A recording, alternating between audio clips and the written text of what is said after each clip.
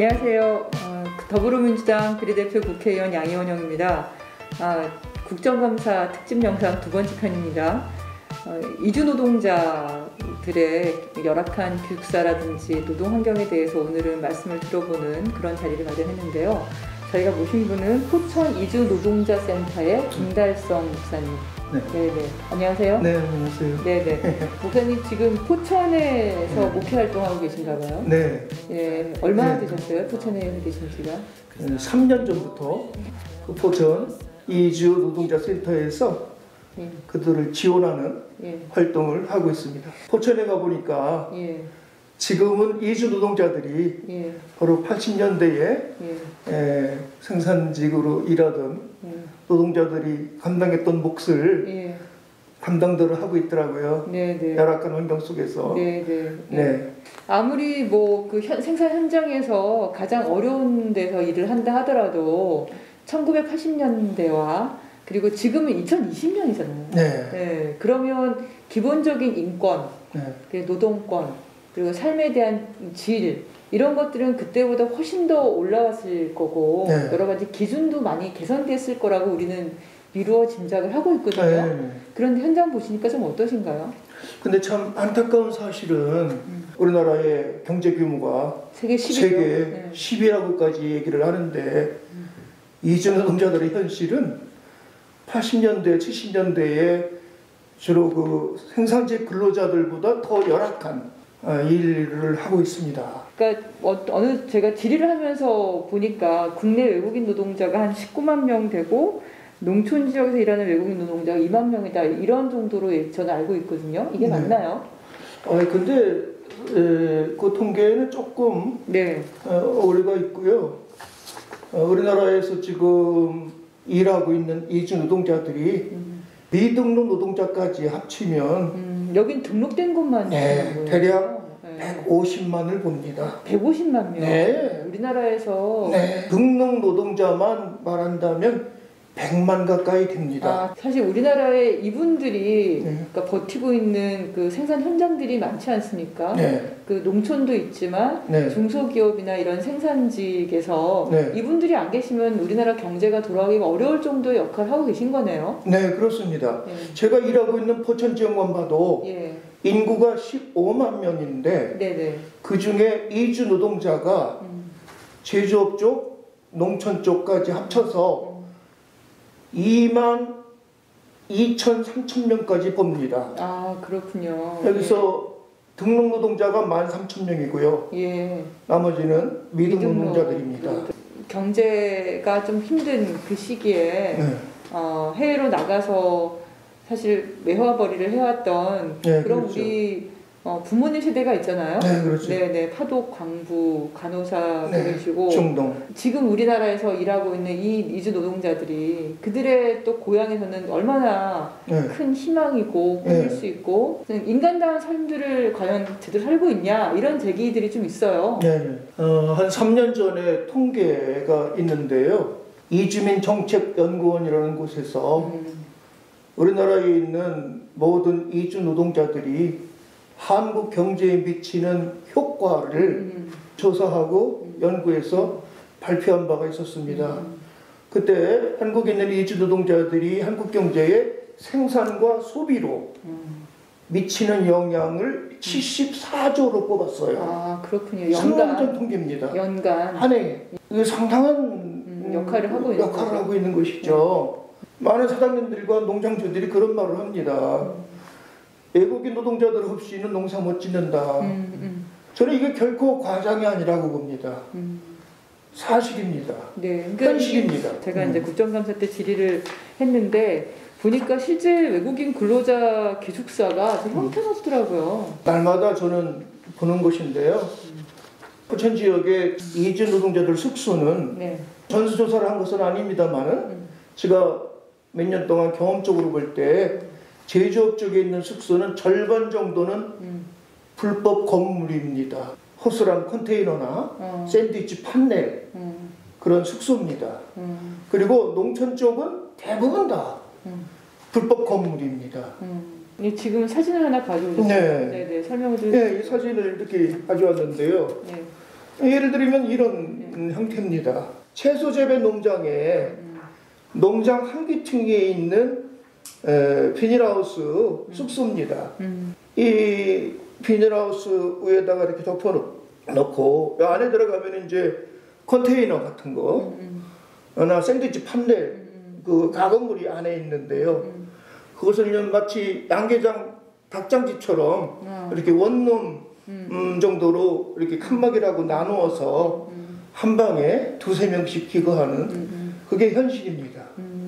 이거 포천 지역만 아니라 전국 지역이 농어촌은 거의 이런 형식입니다. 근데 여기에 또 불이 얼마 전에 또 나서 불편한 적도 있다면서요? 네. 농장에 있는 이런 기숙사에서 새벽에 불이 나서 여성 이주 노동자 5명이 목숨을 잃을 뻔한 그런 사건이 있었습니다. 이 안에 있는 그 가건물들은 되게 컨테이너 박스나 아니면 샌드위치 판넬 그 가건물이기 때문에 그 안에 그 스티로폼이 들어있어요. 그래서 한번 불이 붙으면은 순식간에 그냥 이런 뭐 삼사평백이 안 되니까요. 그래서 이렇게 이런 것들이 그냥 순식간에 나버린 거군요. 순식간에 그냥 타버리고 말죠. 그러니까 이게 사람이 살 수 있는 기본적인 수준에도 미치지 못하고 그리고 안전에도 굉장히 취약한 이런 일들이 왜 자꾸 벌어지고 있을까요? 이주 노동자들 숙소 가운데도 제조업 쪽에서는 원룸을 얻어준다든지 아니면 아파트를 얻어준다든지 이렇게 하는 데들이 또 적지 않게 있습니다. 그러나 제조업 쪽의 태반은 이렇고 농어촌 쪽도 대부분 다 이렇습니다. 이런 기숙사에는 그래도 최저 기준, 그러니까 기숙사 시설 최저 기준의 항목들이 다 있더라고요. 제가 이렇게 보니까 침실 하나에 15명 이하 거주해요. 그러니까 침실 하나에 15명이 산다는 건 터무니없는 거죠. 침실 남녀 구분, 그건 너무 당연한 거 아니에요? 당연한 거예요. 침실 면적은 1인당 2.5제곱미터. 2.5제곱미터면 제가 이제 그 서울 구주 생활을 한 적이 있는데 거의 그 독방 수준인데요. 그렇습니다. 취업 시간이 다른 근무조를 같은 침실에 그렇죠. 당연한 야근 근무하고 온 사람이 낮에 이제 뭐 생활하는 사람하고 같이 있으면 잠을 잘 수가 없어요. 그렇습니다. 그리고 화장실, 세면대 이건 당연히 있어야 되는 거고 난방시설, 냉방시설, 소방시설. 저는 이거 보고 놀랐는데 침실과 화장실 및 목욕시설 잠금 장치가 없는 경우가 있나 봐요. 많습니다. 현장에 가보면은 잠금 장치가 허술한 데가 참. 근데 이 잠금 장치가 있어야 되고 수납 공간도 있어야 되고.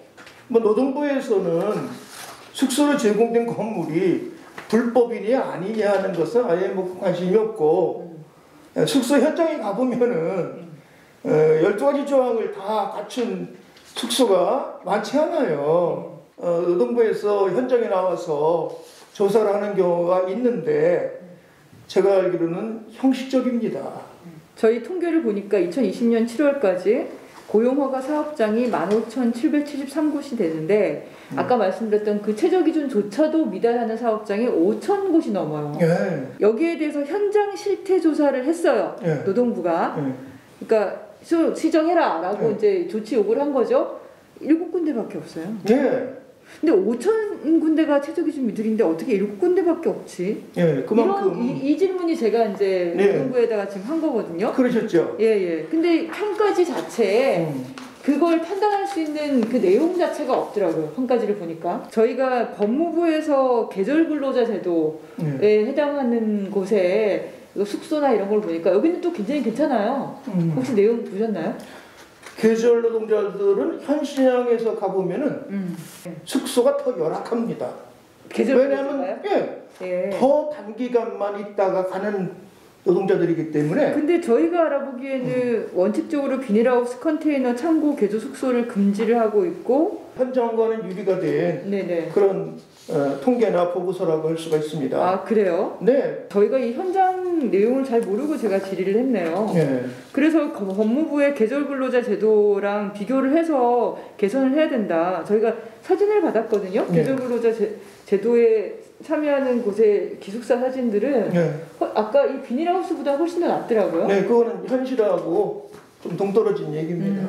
그걸 준수하지 못하는 기숙사를 가진 곳에 고용 허가를 해서는 안 된다. 다시 그걸 개선하도록 좀 강제적인 조항들을 가져가야 되지 않겠냐 그렇게 질문을 좀 드렸고 거기에 대해서 점검해보고 검토해서 알려주겠다고 했으니 그 결과로 한번 제가 그 결과를 받아보도록 할 텐데요. 근데 왜 이런 열악한 환경에도 불구하고 감시 활동이 잘 안 되고 있다고 보시나요? 노동부가 기본적인 입장이 사업주들의 입장을 더 좀 고려하시는 그런 경향을 많이 느낍니다. 배경에는 이주노동자들은 그저 몇 년 단기간 있다가 갈 사람들이니까. 근데 그 사업주들은 어쨌든 이주노동자들이 간다 하더라도 다른 이주노동자가 또 올 거니까 그 기숙사는 계속 필요한 시설이고 그 사업주분들은 농장주든 아니면 제조업에 계시는 공장에 있는 공장 사업주든 간에 그 노동자들과 앞으로 계속 살 수밖에 없는 사람잖아요. 사람이 계속 바뀌더라도. 네, 그렇습니다. 그렇죠. 그러면 그 시설을 안정적으로 만드는데 혹시 경제적 부담들이 좀 있어서 그런 걸까요? 오늘날 그 농장들은 대개 다 기업형 농장입니다. 채소재배 농장만 하더라도 길이가 한 100m 되는 그런 비닐하우스가 보통 50개 내지 100개 정도 됩니다. 1년에 매출이 10억, 20억 정도 된다는 얘기들을. 거기서 일하는 노동자들도 많겠네요. 보통 5명 내지 10명이죠. 제가 자주 가는 한 농장이 있는데 채소재배 농장.